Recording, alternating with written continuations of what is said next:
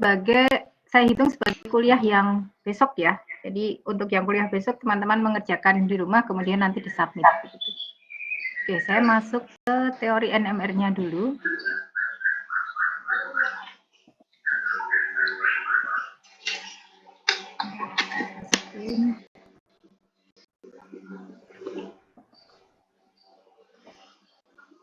Oke, sudah muncul ya di layar? Sudah, Bu. Saya besarkan sedikit, tapi mohon maaf saya nggak bisa pakai mode yang slideshow ya, karena kalau pakai Jimit itu nggak tahu, nggak bisa bergerak ya. Oke, baik kita mulai dengan chemical shift. Ini kemarin sudah saya sampaikan di NMR yang pertama, yang teori NMR 1. Jadi kalau kita bicara chemical shift, ini adalah perbandingan ya, jarak dari berapa TMS, berapa jarak dari TMS dibandingkan dengan frekuensi total yang digunakan. Ya. Kemudian satuannya, chemical shift ini, lambangnya delta, satuannya adalah ppm. Ya. Nah, dengan adanya chemical shift ini, nilainya itu akan sama, berapapun nanti instrumen spektrometer NMR yang digunakan. Jadi mau pakai yang frekuensi 60, 100 maupun 300 MHz, itu nanti chemical shift-nya tetap akan sama. Ya. Nah, yang terbaru itu NMR sudah sampai 600 MHz kalau nggak salah. UNS sama UGM yang punya yang baru untuk saat ini ya. Ya, ini tadi disebut dengan delta scale. Lambangnya atau simbolnya itu memang delta ini ya. Kemudian dari data NMR, nah, ini teman-teman perhatikan lokasi atau tempat munculnya sinyal ya. Sinyal atau chemical shift-nya itu di posisi mana. Untuk tiap-tiap senyawa itu nanti akan berbeda sehingga kita dapat mengidentifikasi kira-kira apa sih hidrogen mana yang terletak pada posisi tersebut.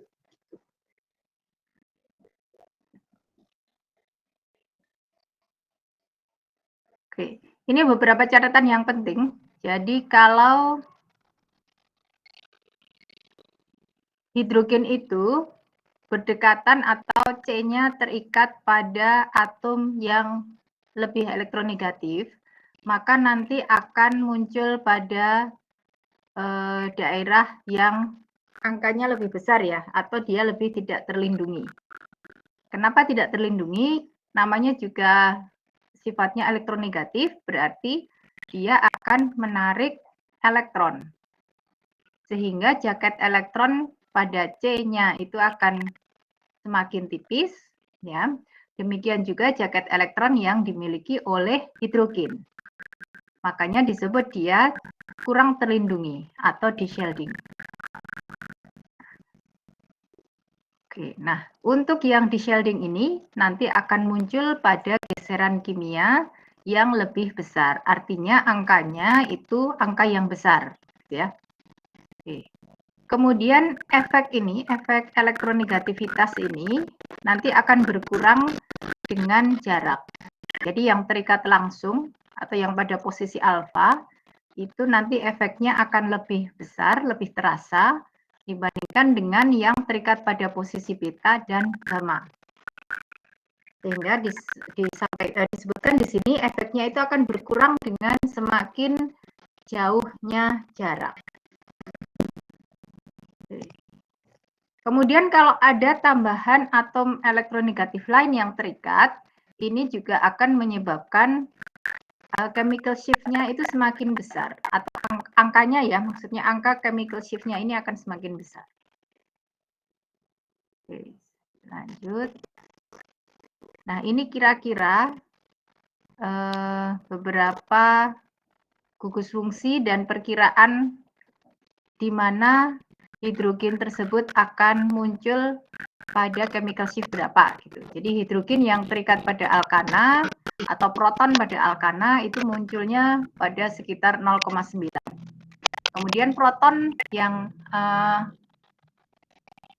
ini, yang alkana itu antara 0,9 sampai 1,4. Kemudian Anda perhatikan kalau protonnya itu terikat pada suatu karbonil, ya, itu nanti angkanya bertambah jadi di sekitar 2,1 dan seterusnya. Nah, kalau untuk NMR beda dengan yang IR ya. Kalau IR itu kan sudah posisinya pasti. Jadi maksudnya IR itu OH ya akan di situ. Di sekitar 3000 sekian nggak akan pindah-pindah. Dia nggak akan muncul di sekitar 1000 gitu misalnya.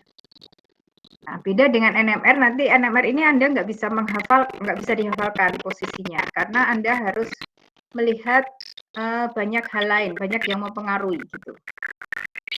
Oke, nanti kita lihat di bawah ya.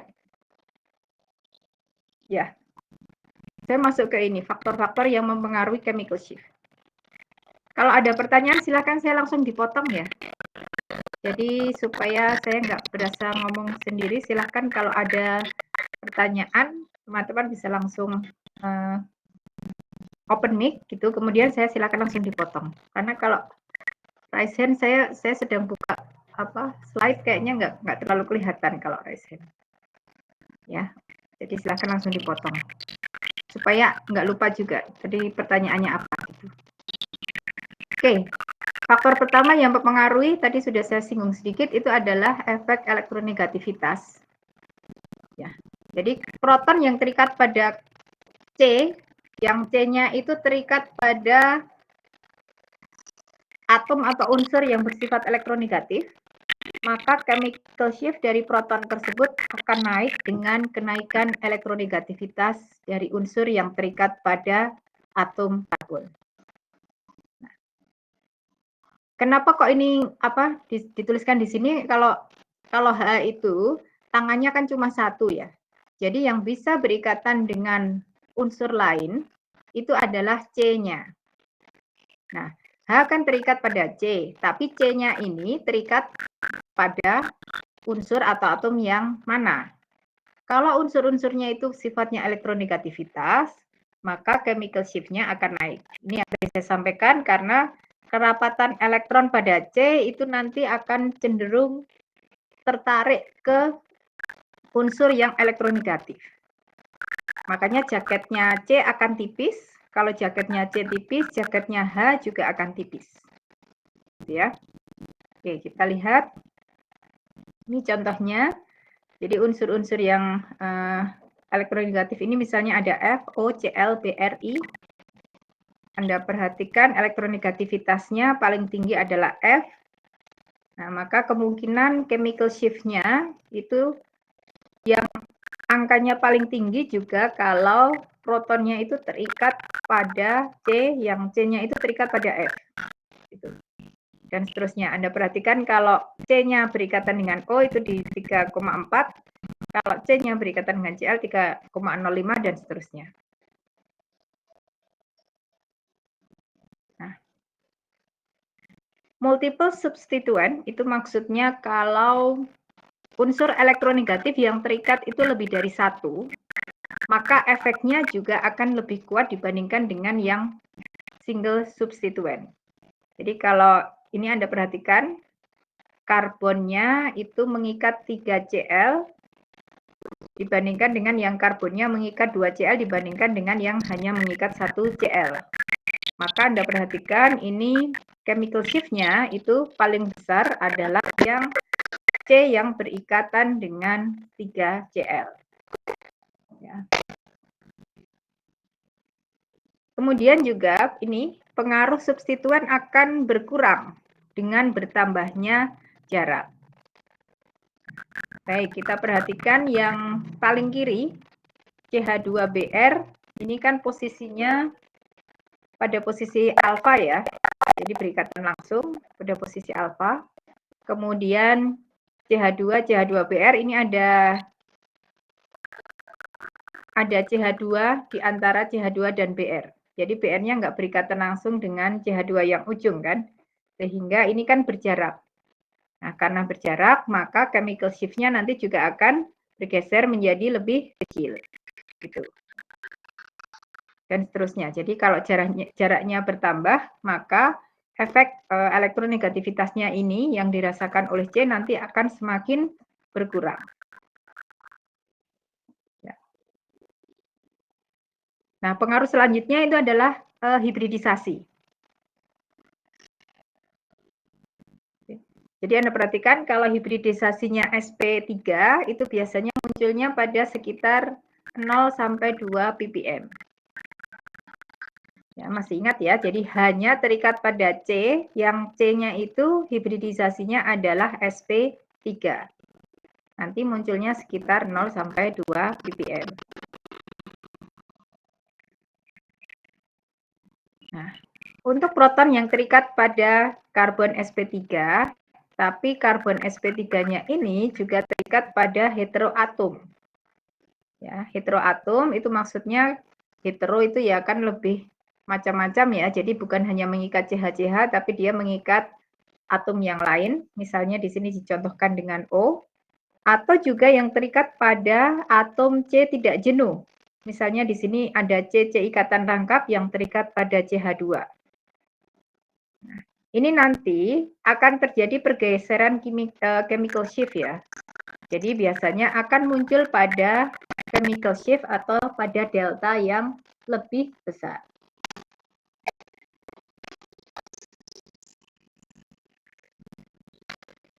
Oke. Kemudian proton pada vinil. Ya. Vinil ini adalah C-nya ikatan rangkap, kemudian mengikat H.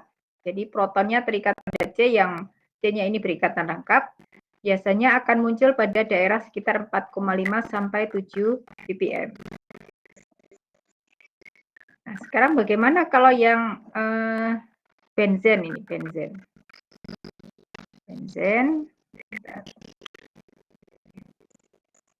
Nah, benzen ini hidrogen aromatiknya, jadi proton pada benzen itu biasanya akan muncul pada daerah yang lebih downfield lagi. Sekitar berapa? Sekitar 7 sampai 8 ppm. Jadi semakin ke kiri ya, atau semakin menjauhi TMS. Sementara untuk proton ya, jadi tokoh utama kita adalah proton, ingat. Proton yang proton aldehid. Jadi proton ini atau H ini terikat pada C karbonil, dan C karbonilnya adalah suatu aldehid. Nah, proton aldehid ini akan muncul nanti di daerah yang lebih downfield lagi. Oke, nanti kita coba lihat satu-satu ya, seperti apa, kenapa. Kemudian untuk proton yang terikat pada C, yang C-nya ini terhibridisasi sp, atau proton-proton pada suatu alkuna ya, kalau sp itu ya. Oke. Nah, proton-proton ini biasanya akan muncul dikatakan secara tidak wajar ya. Maksudnya tidak wajar itu sebenarnya mestinya dia tidak muncul di sini. Tapi ternyata secara observasi itu dia diketahui ternyata munculnya pada daerah sekitar 2 sampai 3 ppm.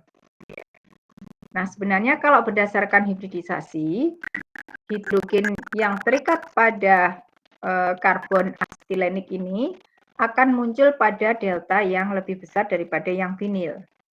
Ya. Oke, karena yang sp biasanya ini salah cetak ya, ini biasanya sp lebih elektronegatif daripada yang sp2 ya. Tapi ternyata ini muncul pada daerah sekitar 2 sampai 3 ppm. Oke, kita lihat. Sekarang bagaimana dengan proton-proton asam?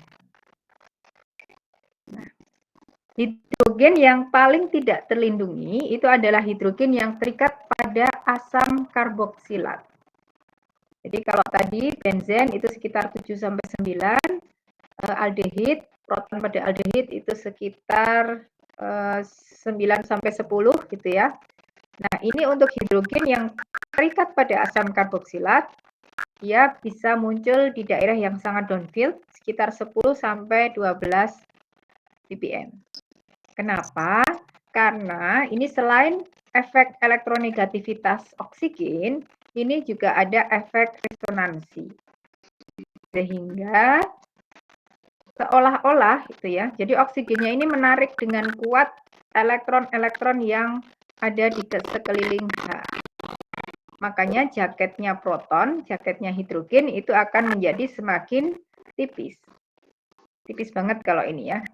Jaketnya kayaknya lebih cocok untuk summer kalau ini ya, nggak untuk winter. Kalau tebal kan untuk winter ya. Nah, jaketnya jaket summer sehingga nanti dia akan muncul pada daerah yang deltanya cukup besar atau muncul pada daerah yang tidak terlindungi. Oke, saya lanjut. Nah, ada beberapa proton yang dapat mengalami ikatan hidrogen. Ini contohnya ya. Nah, biasanya proton-proton semacam ini itu terikat pada heteroatom. Hetero artinya atomnya itu enggak cuma dua macam, maksudnya bukan cuma CH saja, tapi biasanya ada O-nya, ada N-nya gitu, makanya disebut sebagai hetero. Nah, kita perhatikan ini untuk asam karboksilat munculnya di daerah berapa, fenol, alkohol, amina, amida, dan enol. Ya, tapi ini tidak perlu terlalu dihafalkan ya nanti karena kalau NMR itu analisisnya nanti beda lagi. Oke. Kemudian ikatan hidrogen ini sebenarnya tergantung juga pada konsentrasi dan suhu.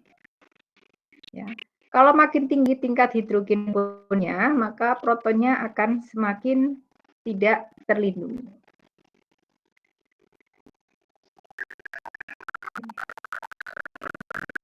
Ya. Kemudian ada yang disebut dengan efek anisotropi. Ya, efek anisotropi atau disebut juga efek elektron P. Nah, ini dikatakan di sini pengaruh dari induksi atau elektronegativitas.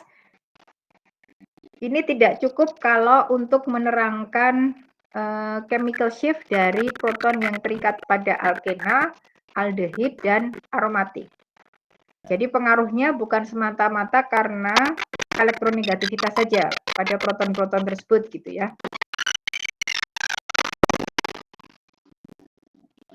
Nah, kalau hanya dengan mempertimbangkan induksi itu sebenarnya nanti proton-protonnya ini tidak akan muncul di daerah yang sangat downfield. Tapi kenapa kok malah munculnya untuk proton-proton ini dia sangat downfield gitu. Jadi ada pengaruh lain selain pengaruh induksi sebenarnya. Nah, ini disebut adanya efek anisotropi. An itu tidak, iso itu sama. Jadi efek yang tidak sama, gitu ya. Efek yang tidak sama. Oke. Dan ini berlaku pada posisi kita membayangkannya dalam posisi ruang ya, atau dalam 3 dimensi gitu maksudnya. Oke. Nah, baik, ini kayaknya perlu dibaca. Jadi kalau di dalam medan magnet eksternal, ya gugus-gugus yang mempunyai elektron P, apa saja yang punya elektron P itu misalnya ada alkena, alkuna, kemudian ada karbonil, cincin aromatik juga. Ini akan menghasilkan medan magnet induksi. Ya, yang tergantung dari orientasi molekul tersebut terhadap medan magnet besar gitu ya. Nah, pengaruh medan magnet induksi ini bisa dua macam atau dua pilihan gitu. Apakah dia berlawanan dengan medan magnet eksternal atau berlawanan dengan BO, atau dia itu searah dengan BO.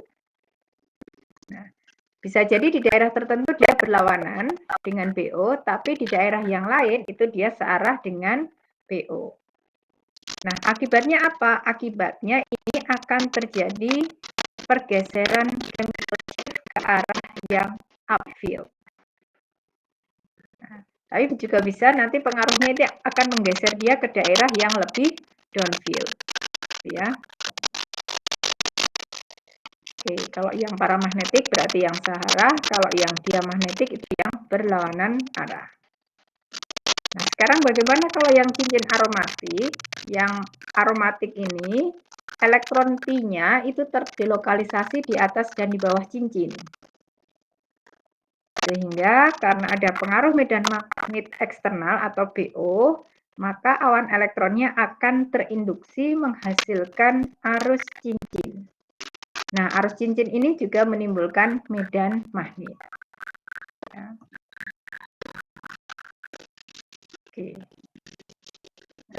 Medan magnet yang berada di pusat cincin itu sifatnya melawan BO atau medan magnet eksternal, sedangkan yang di daerah perifer itu yang di samping-samping di garis keliling cincinnya, ini nanti searah dengan BO. Sehingga apa akibatnya? Akibatnya yang di sekitar perifer atau di daerah tepi itu daerahnya menjadi dishielding atau kurang terlindungi dibandingkan dengan daerah yang shielding di atas dan di bawah cincin. Sehingga apa? Sehingga proton-proton aromatik yang terletak di sekitar garis keliling cincin ini akan merasakan medan magnet yang lebih besar dari BO dan akan beresonansi pada frekuensi yang lebih tinggi. Ini mungkin lebih jelas kalau dengan gambar ya. Oke. Jadi Anda perhatikan yang sebelah kiri ini BO, medan magnet eksternalnya. Kemudian arus, tadi ada arus cincin di atas dan di bawah ya. Nah, kemudian medan magnet induksi, ini arahnya ada yang searah dengan BO di daerah perifer. Perifer itu yang pinggir-pinggir ini. Ya, protonnya ini kan di daerah perifer. Ini searah dengan BO. Tapi yang di tengah, yang di pusat cincin, ini nanti akan melawan arah dengan BO. Gitu. Sehingga ini kan ada efek yang berbeda ya. Yang ini searah dengan BO, yang ini berlawanan arah dengan BO. Nah, yang sebaliknya, hidrogen-hidrogen yang di atas dan di bawah cincin, ini nanti akan terlindungi dan dia akan beresonansi pada chemical shift yang rendah. Gitu. Ini yang proton aromatik. Kemudian pada alkena, sama nih, saya langsung ke gambarnya saja. Jadi kalau kita bicara alkena itu kan dia bentuk molekulnya planar atau datar ya, planar atau datar atau kita biasa terjemahnya apa ya planar itu? Pada bidang. Jadi Anda membayangkannya dia pada bidang. Suatu alkena itu pada bidang. Oke. Nah, yang di daerah perifer, proton-proton di daerah perifer ini searah dengan medan magnet eksternal, sementara yang di ini pusat, yang di tengah gitu ya, nanti dia akan melawan arah medan magnet eksternalnya. Ya. Oke. Baik. Sekarang kalau yang aldehid. Nah, aldehid ini bisa diterangkan dengan cara yang sama seperti alkena ya. Jadi proton aldehidnya nanti beresonansi pada chemical shift yang tinggi karena adanya electron withdrawing effect. Jadi oksigen dari karbonilnya itu akan menarik jaket elektronnya. Kita perhatikan, ini juga planar ya. Kalau kita bicara karbonil itu dia posisinya juga planar, jadi Anda membayangkannya ini datar gitu pada bidang. Kemudian ada medan magnet eksternal. Nah, yang di daerah ini samping itu dia akan searah dengan medan magnet eksternal, kemudian yang di tengah ini akan berlawanan arah dengan medan magnet eksternal. Nah, O-nya karena dia sangat elektronegatif, maka kerapatan elektron ya pada C ini kan akan cenderung ke O. Akibatnya apa? Akibatnya kerapatan elektron yang ada di H, di proton, itu juga nanti akan cenderung ke arah seperti ketarik gitu ya. Sebenarnya kalau kerapatan elektron sih bukan ketarik ya, tapi cenderung ke arah C gitu. Jadi jaketnya H nanti akan tipis.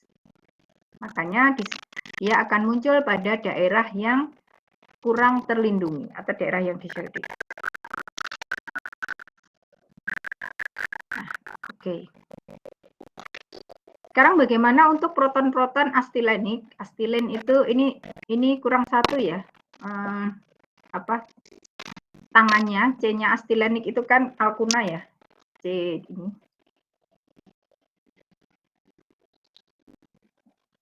Oke, biasanya dia akan muncul pada daerah 2 sampai 3 ppm ya. Nah, kalau alkuna ya, dia orientasinya itu sejajar dengan medan magnet eksternal. Jadi ini adalah suatu alkuna. Kalau tadi yang alkena itu kan pada bidang gitu ya. Kalau ini justru sejajar dengan medan magnet eksternalnya. Sehingga Anda perhatikan aliran medan magnetnya ya. Yang ini medan magnet induksi, ini ada yang searah dengan B0-nya, ada yang berlawanan arah dengan B0-nya. Oke, jadi untuk yang alkuna itu nanti muncul di daerah sekitar 2,5 ya.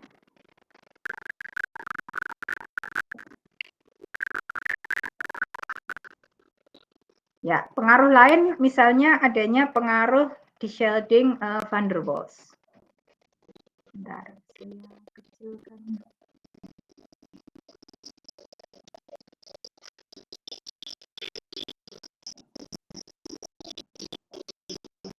Ada pengaruh de-shielding van der Waals ya, tapi pengaruh ini hanya sangat kecil, jadi biasanya kurang dari 1 ppm.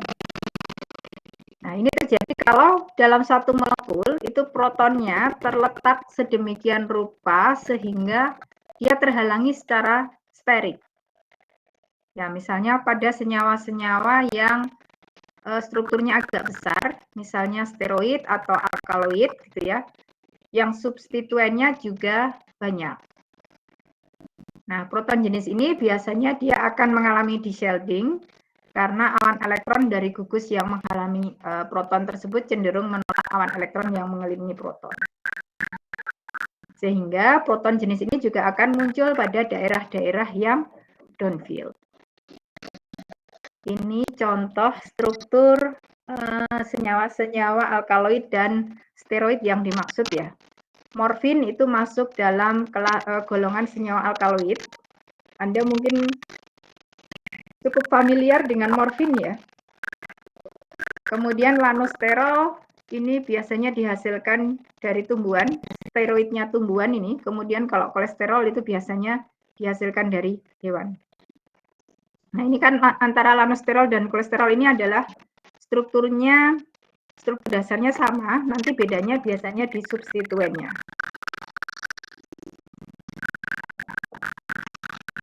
Baik, pengaruh lainnya adalah pengaruh suhu. Ya, biasanya ini pengaruhnya kecil sih, dan yang dipengaruhi adalah proton-proton yang terikat pada heteroatom. Oke, sekarang saya masuk ke... Ada pertanyaan dulu sebelum saya lanjutkan.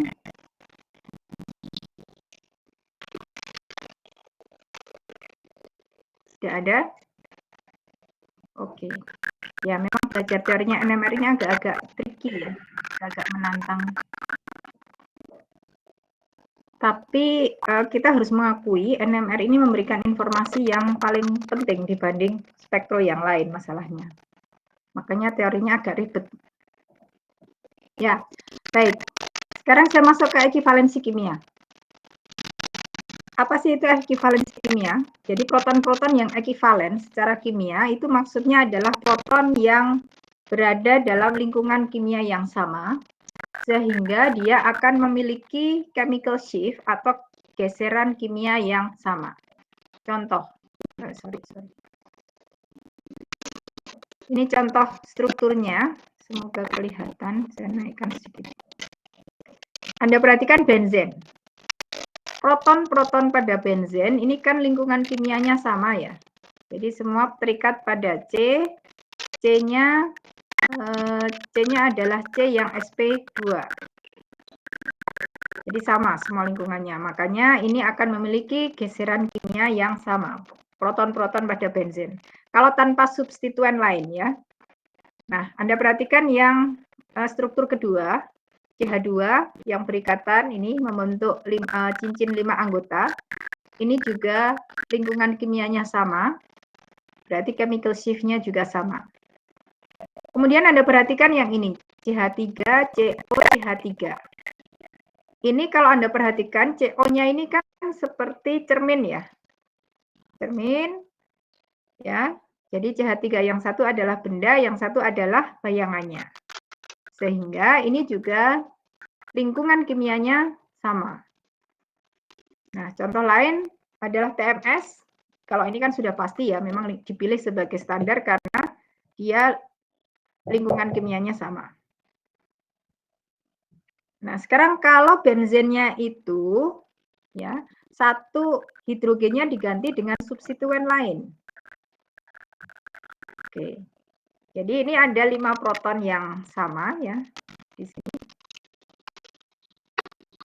Kemudian yang proton yang di sini nanti akan beda.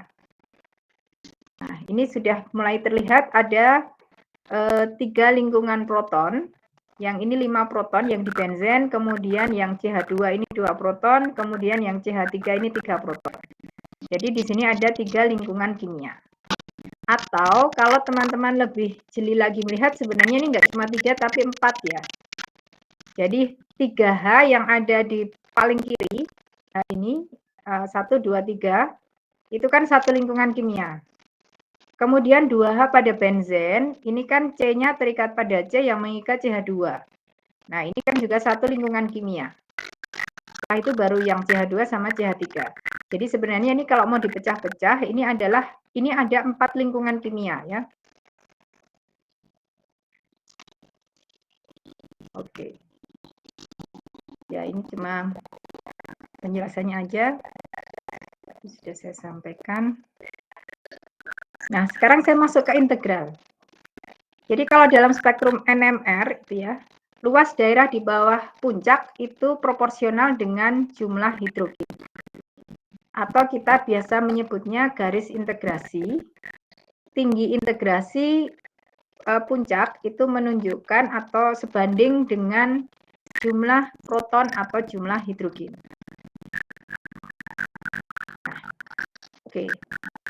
Yang perlu dicatat, tinggi garis integrasi ini tidak menunjukkan jumlah absolut proton, tapi jumlah relatif ya. Kalau zaman saya dulu, ya, ini kita masih menghitung secara manual. Jadi kalau dapat data NMR, kemudian diukur tinggi integrasinya berapa, kemudian dibagi dengan pembagi yang sama, nanti akan ketemu perbandingan jumlah hidrogennya berapa. Ya, kalau 2,5 ya berarti dibulatkan ke atas, kalau yang 1,4 dibulatkan ke bawah, karena kan hidrogen nggak mungkin pecahan ya. Jadi ini nanti jadi 5, 2:3 gitu. Jadi untuk, ini adalah perbandingannya, sorry. Gitu. Ya, kalau sekarang Anda sudah lebih dimudahkan, karena begitu dapat data NMR, dari tinggi integrasinya, itu Anda sudah langsung dapat berapa jumlah hidrogennya. Sudah sangat lebih dimudahkan. Ya. Oke, ini tadi cara menghitungnya saja, nggak usah. Nah.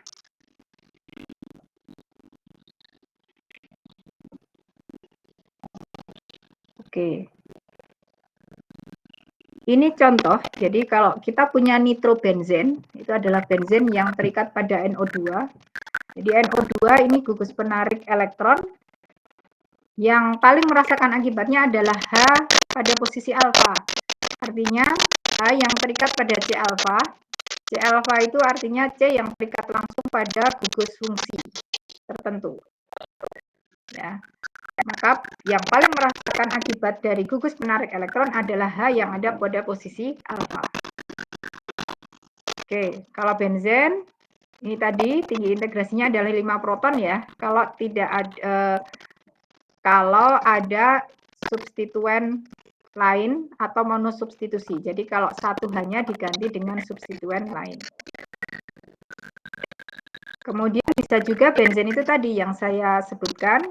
Kalau ada substituen lain ya berarti dia akan pecah menjadi 2 lingkungan, 3 proton sama 2 proton. Kalau substituennya itu sifatnya adalah elektron withdrawing atau elektron donating. Jadi either dia menarik elektron atau dia menyumbangkan elektronnya. Oke, jadi kesimpulannya garis integrasi itu akan menunjukkan ada berapa lingkungan proton, ya, ada berapa lingkungan hidrogen, dan berapa jumlah proton dari masing-masing lingkungan tersebut. Ya. Oke, ada pertanyaan dulu sebelum saya lanjut? Kok sepi ya? Ini teman-teman masih menyimak kan? Masih, Bu. Masih, Bu. Ya, baik. PJ kelas masing-masing nanti minta tolong ya. Yang tidak hadir bisa sambil dicatat. Teman-teman lain bisa saling mengamati teman-temannya yang nggak hadir ya. Oke, saya lanjut dulu.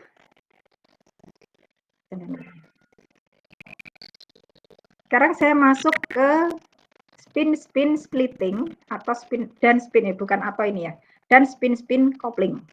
Nah, splitting itu artinya pecah ya. Jadi begini ceritanya. Biasanya nanti puncak NMR itu tidak akan muncul sebagai puncak tunggal. Bukan sebagai puncak tunggal, tapi nanti akan muncul sebagai puncak yang dia mengalami pecahan. Bisa duplet, bisa triplet, dan seterusnya. Oke, ini contoh. Nah, ini kenapa kok bisa pecah menjadi duplet, puncak 2, atau triplet, puncak 3 gitu ya. Oke, ini ceritanya begini, sebentar. Baterainya berhabis sebentar ya.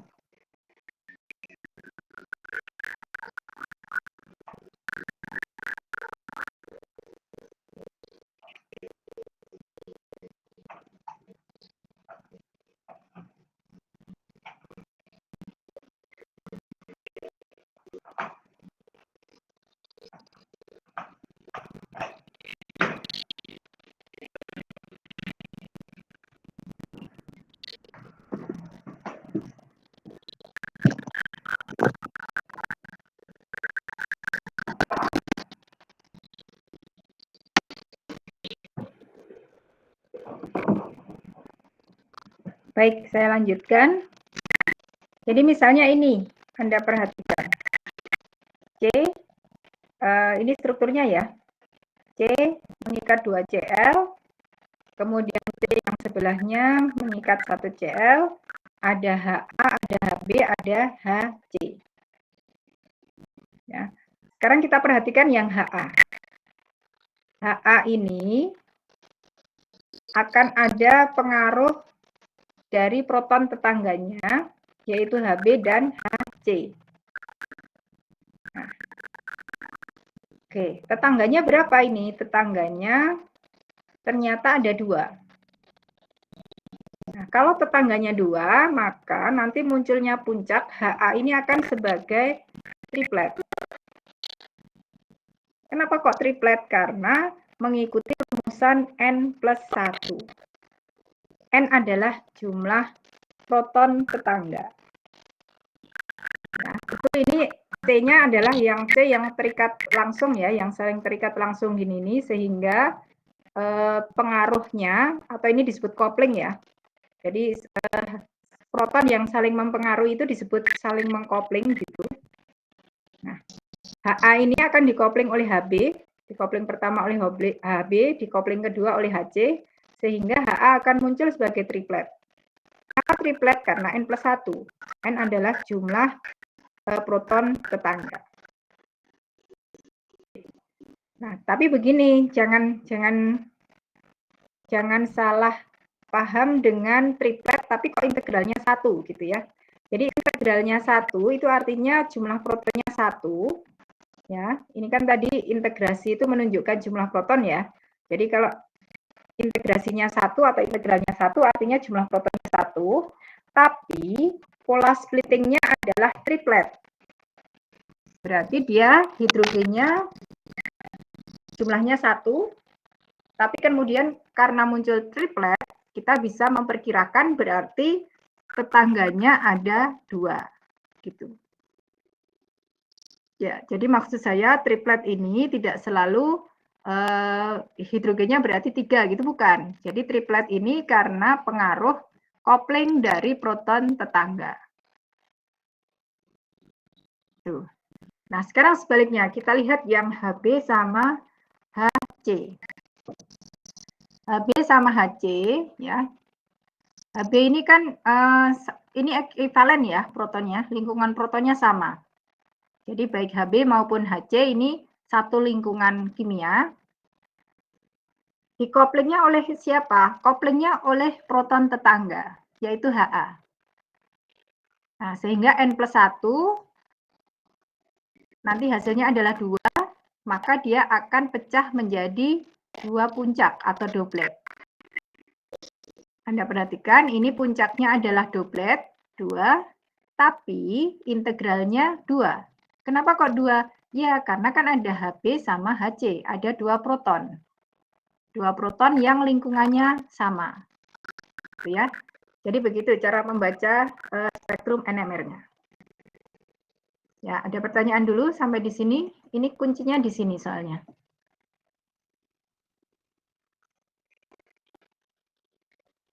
Oke, saya ulangi. Jadi untuk integralnya itu menunjukkan jumlah protonnya.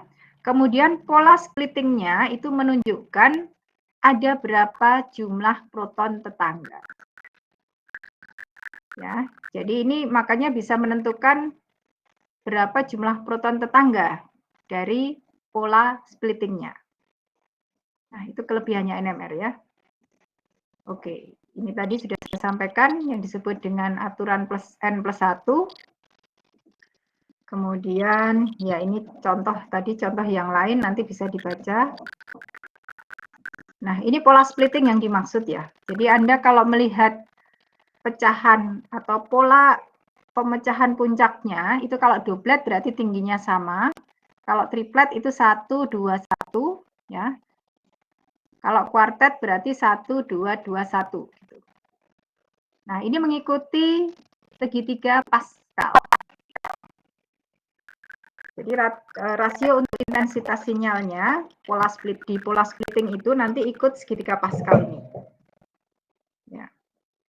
Jadi sudah tertentu ya, makanya tinggi puncaknya nanti kan juga tertentu kalau di puncak yang mengalami splitting. Oke. Ya, kira-kira itu untuk teorinya. Silakan kalau ada pertanyaan, diskusi dan lain-lain. Saya tunggu.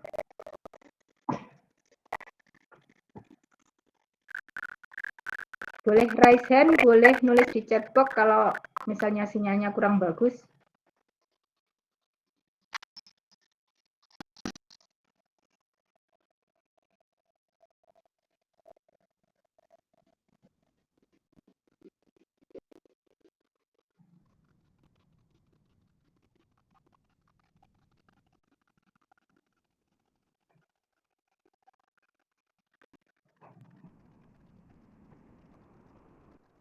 Ya.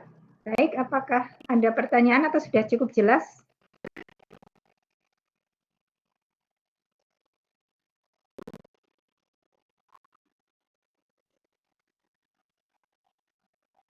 Oke, kalau sudah cukup jelas, ya kuliahnya bisa kita akhiri.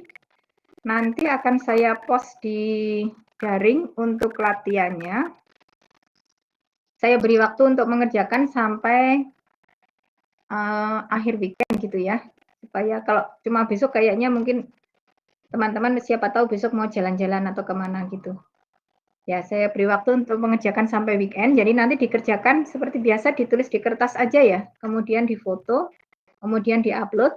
Cuma nanti untuk uploadnya sepertinya saya berikan langsung masukkan saja ke Google Drive ya. Kalau di daring itu harus download satu-satu, harus download maksud saya. Jadi nanti menuin supaya saya nggak usah download gitu maksud saya. Jadi nanti saya berikan link Google Drive-nya, kemudian Anda langsung masukkan ke Google Drive. Nah, masalahnya supaya filenya bisa langsung urut, silahkan nanti untuk nama file Anda tuliskan 3 angka terakhir NIM, kemudian baru nama. Contoh 001 ST gitu ya. Nah, gitu contohnya. Jadi ini akan saya supaya lebih mudah untuk mengurutkan kalau saya koreksi tugas Anda. Ya, mungkin gitu. Jadi sebentar.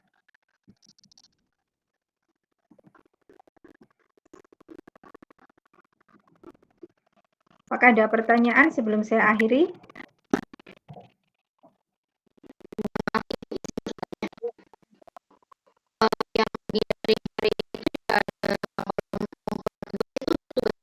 Oh enggak. Itu kosongin aja.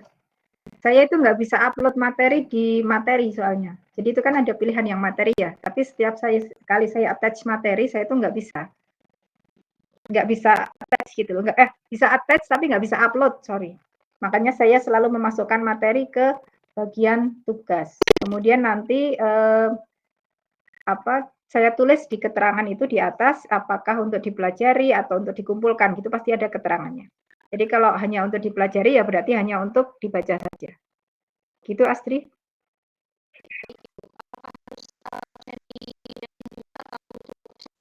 Nggak usah, dicatat aja. Oke, sama-sama. Ya, jadi begitu, nanti saya siapkan dulu drive-nya. Kemudian, sama soalnya ya. Ya, saya tolong diingatkan kalau sampai nanti sore belum ngirim soal ya. Kayaknya habis ini mau kemana-mana juga. Ya. Baik, terima kasih teman-teman semua. Jaga kesehatan ya. Jangan lupa ini kayaknya lagi musim flu dan batuk juga. Dari saya kurang lebihnya mohon maaf. Terima kasih. Assalamualaikum warahmatullahi wabarakatuh. Waalaikumsalam warahmatullahi wabarakatuh. Terima kasih, Bu. Terima kasih, Bu.